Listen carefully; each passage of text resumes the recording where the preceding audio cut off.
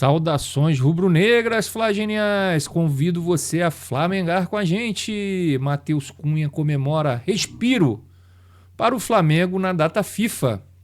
Créditos Mundo Rubro-Negro por Eric Viana.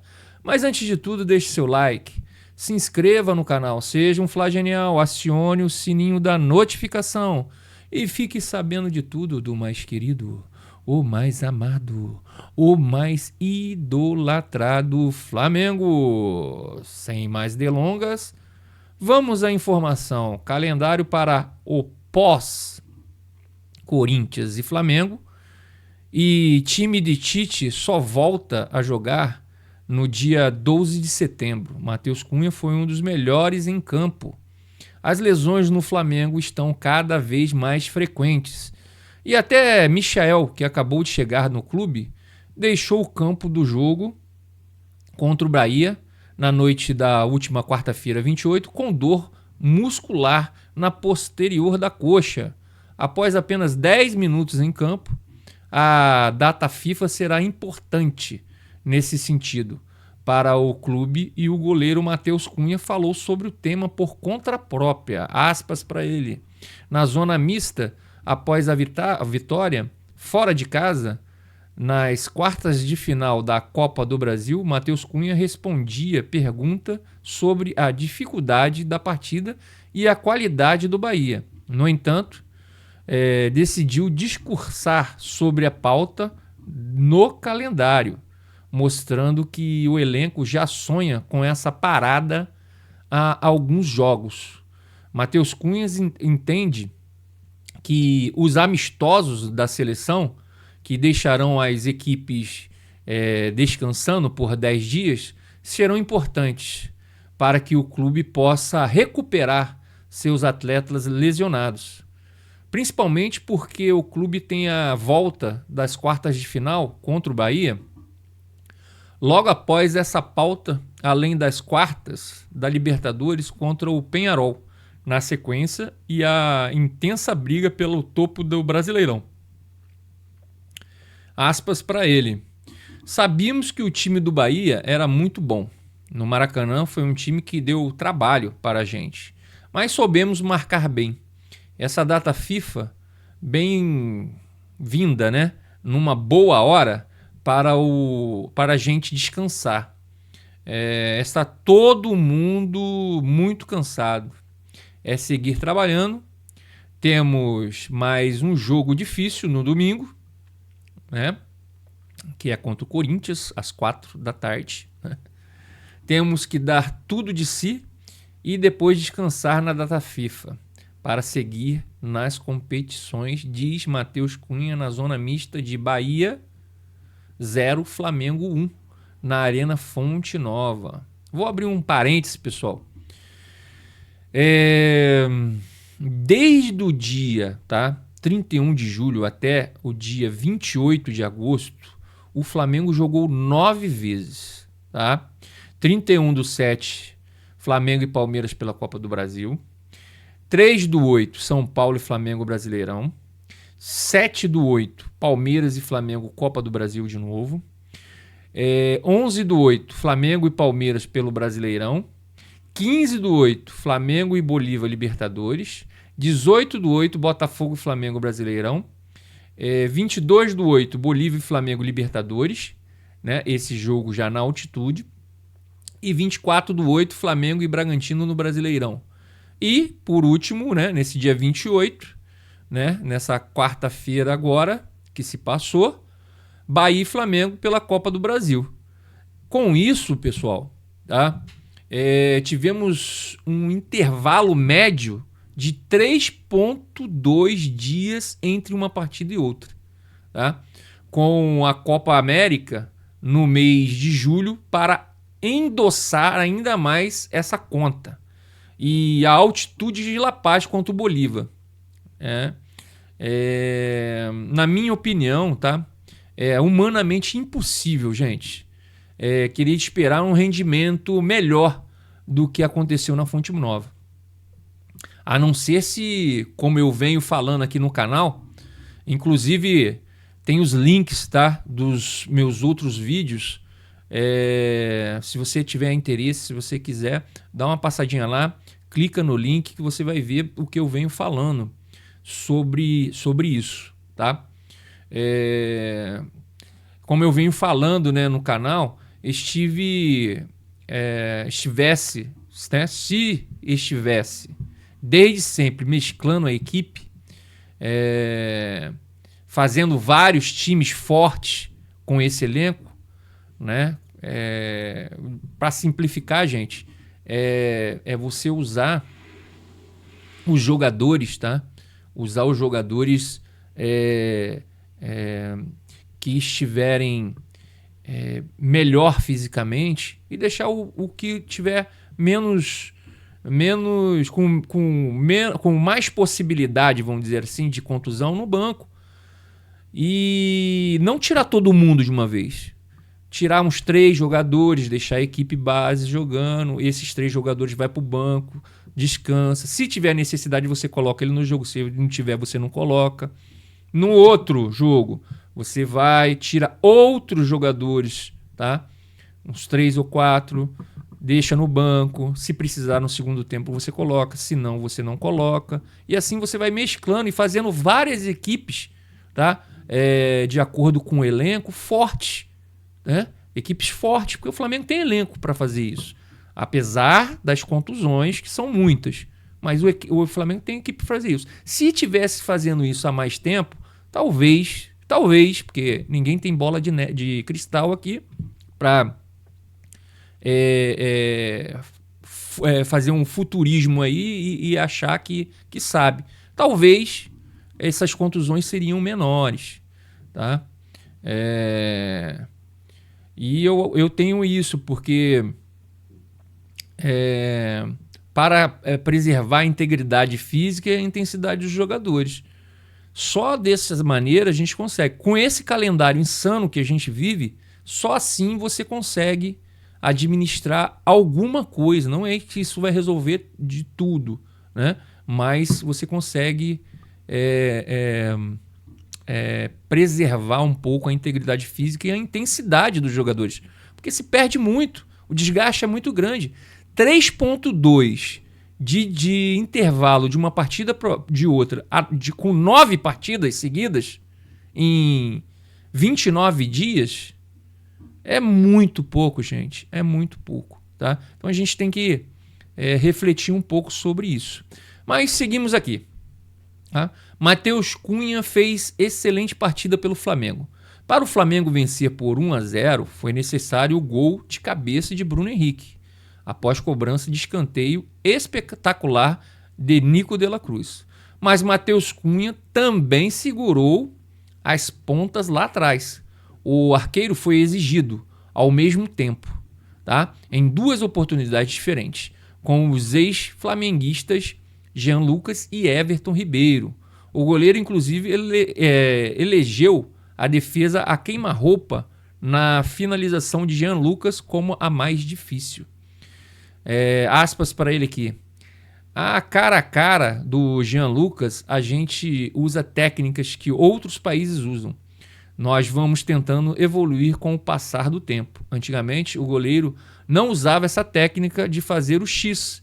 Eu costumo fazer, explica Matheus Cunha. Também fica feliz, tá, ao saber dos elogios da torcida após a boa atuação. E aspas para ele aqui. Muito gratificante. Isso mostra meu trabalho no dia a dia. Não sei há quanto tempo eu estava sem jogar, mas pude ajudar a equipe com boas defesas e conseguir um resultado importante para o jogo de volta. Destaca o goleiro.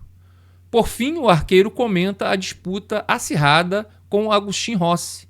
Né? Aspas para ele de novo. Cada um faz boas partidas. Rossi está muito bem. Cada vez mais a gente coloca o sarrafo lá em cima para o outro evoluir. Os dois evoluem quando ele vai bem. Eu tenho que trabalhar mais para ter minhas oportunidades. E quando vou bem, ele tem que trabalhar mais para ter as oportunidades deles. É seguir da mesma forma, os dois trabalhando muito, isso é bom pro Flamengo, completa Cunha. Vou abrir um parênteses aqui, galera. Vi muita gente criticar o Tite, tá? Por escalar o Matheus Cunha como titular na Copa do Brasil. Mas tem dois fatores importantíssimos que ninguém fala.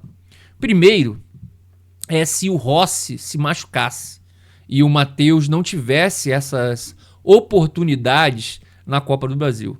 E aí eu faço uma pergunta. Ele estaria com ritmo de jogo para jogar, por exemplo, as semifinais de Copa do Brasil ou Libertadores?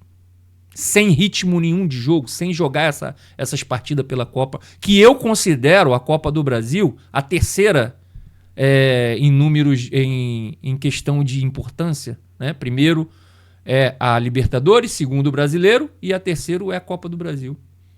Será? Né? Será que ele estaria com ritmo, se ele estaria motivado para jogar essas partidas? Essa é a primeira que eu tenho que fazer essa pergunta. E a segunda, quem dá treino, gente, e vê se o jogador está com condições de jogar é a comissão técnica. Nós ficamos fazendo o achismo, porque nós não sabemos, nós não estamos lá no dia a dia.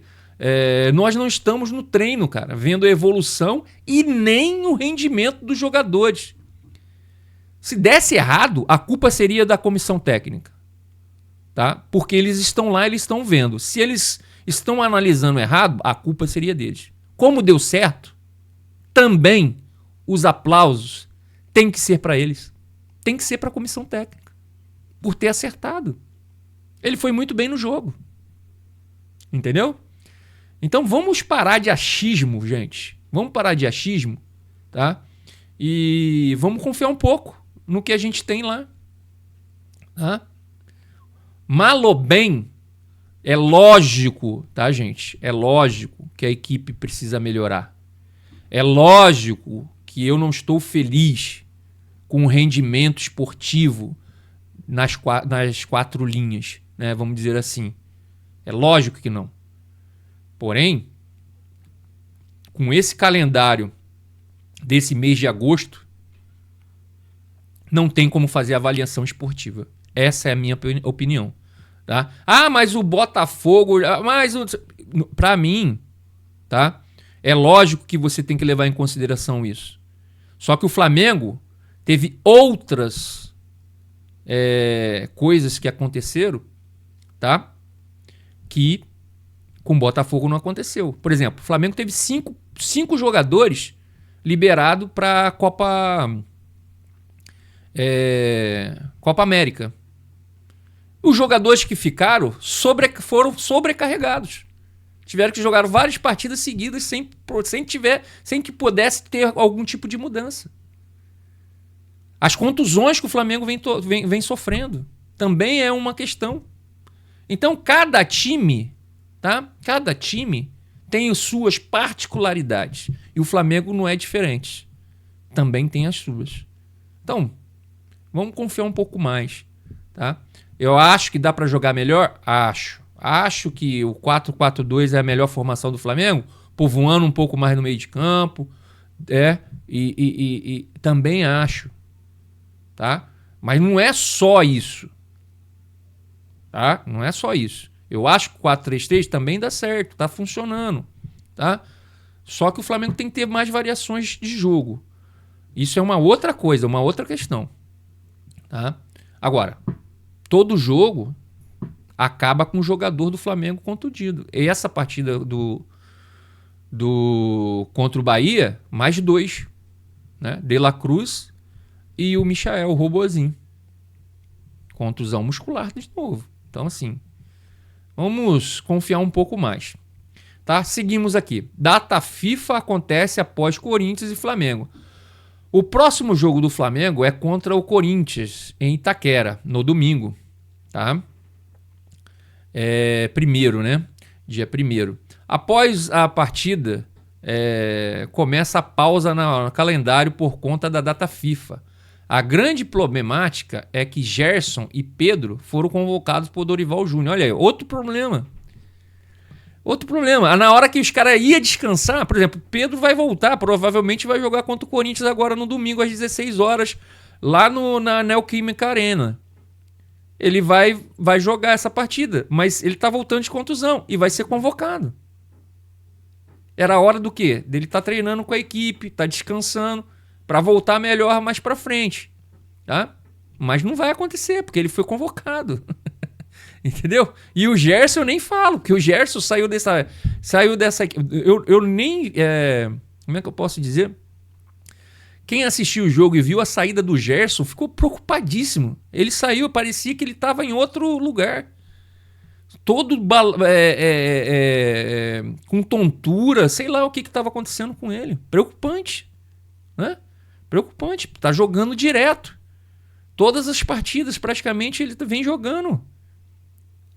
Então, assim, é difícil, tá? E não vai parar por aí, porque ele vai ser convocado, lá ele vai ser exigido. Então, assim, e era agora a hora de parar um pouco, né? De ter esse descanso com essa data FIFA aí. Mas seguimos aqui. O Flamengo só voltará a jogar no dia 12 de agosto, quando recebe o Bahia pelo jogo de volta das quartas de final da Copa do Brasil, às 21h30, horário de Brasília, no Maracanã. Seguindo aqui, Mundo Rubro-Negro por Matheus Celani, Plata. Né? Agora vamos falar um pouquinho de mercado da bola. Plata será o último reforço do Flamengo na janela. Flamengo acertou a contratação do equatoriano de 23 anos e fecha a janela de transferência com 4 reforços e mais de 130 milhões gastos. O Flamengo concluiu nesta quinta-feira, dia 29, a negociação para contratar o atacante equatoriano Gonzalo Plata. Serão mais de 23 milhões para tirar o atleta de 23 anos do Al-Sadd do Catar. E ele será o último reforço rubro-negro nesta janela de transferência no meio do ano. A diretoria costurou, né, acordo para pagar 3,8 milhões de euros, 23,75 milhões por 50% do passe de Plata. Depois de alguns ajustes, ficou definido o valor de 8,5 milhões de euros, 51,1 milhões de reais, para a compra do restante dos direitos econômicos. Ou seja, o atacante pode custar até 12,3 milhões de euros, 76,8 milhões de reais. A informação foi publicada primeiramente pelo jornalista Mauro César e confirmada pelo Mundo Rubro-Negro. Após concluir os negócios por Michael, Alexandre e Carlos Alcaraz, o mais querido fecha com a quarto reforço na janela e considera o elenco pronto para o restante da temporada. Existiam rumores sobre uma possível negociação secreta, mas a apuração do Mundo Rubro-Negro é que Plata será o último nome a ser anunciado. Anúncio, aliás, que deve ser feito entre esta quinta, 29, e sexta-feira, 30. O atleta espera apenas as assinaturas para embarcar ao Brasil. Contudo, tendência é que Plata não esteja no bid a tempo de disputar a partida contra o Corinthians no domingo, dia 1º de setembro. E a provável estreia pelo Flamengo será depois da pausa para a data FIFA. Agora eu vou fazer as minhas considerações finais aqui, galera. Para contratar Dela Cruz, Matias Vinas e Léo Ortiz na primeira janela de transferência do futebol brasileiro de 2024, o Flamengo gastou 158,1 milhões, tá, de reais. Nessa segunda janela, o Flamengo gastou 136,8 milhões de reais. Sem falar em Michael e Alexandre, tá? Que vieram sem custo. Mas tem as luvas que se paga ao jogador durante os anos de contrato, que a gente acaba não sabendo aí quanto de dinheiro que é colocado nessas luvas, porque é luva e salário junto, direito de imagem. Então a gente fica meio sem... Se a gente não tiver o contrato em si na mão, a gente fica meio que sem saber. Então a gente aí, ó, gastou aí por volta de 190 milhões de reais aí em contratações, fora as luvas para Michel e Alexandre, que a gente não sabe, não tem dimensão quanto que se é. Tá? Em 2024, tá? Só nessa janela foi 136,8 milhões que a gente gastou até agora. Bom, gente, vamos ficando por aqui. Obrigado por flamengar comigo. E lembrem, o único rubro-negro que existe é o Flamengo. O resto é tudo vermelho e preto. E não se esqueça, antes de tudo, deixe seu like, se inscreva no canal. Seja um Fla genial, acione o sininho da notificação e fique sabendo de tudo. Do mais querido, o mais amado, o mais idolatrado Flamengo. Saudações rubro-negras e até mais!